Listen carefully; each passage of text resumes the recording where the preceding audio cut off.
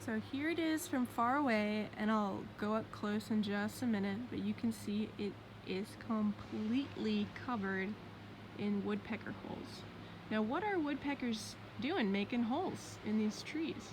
Okay, and this is a living tree, so it's very likely that a lot of this work was done by a sapsucker, but what they're doing is they're pecking a little hole just below the bark of the tree, and they're looking for sap, which has calories and nutrients in it for birds, and also for insects that live just below the surface of the bark.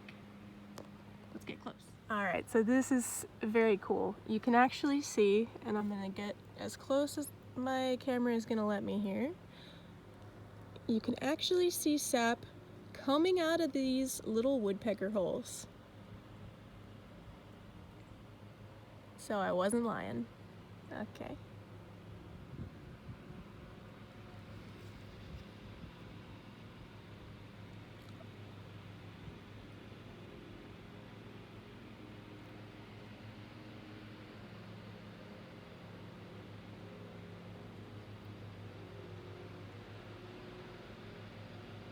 So either a giant crazy swarm of woodpeckers attacked this tree, or this is generations of woodpecker families coming back to their favorite spot.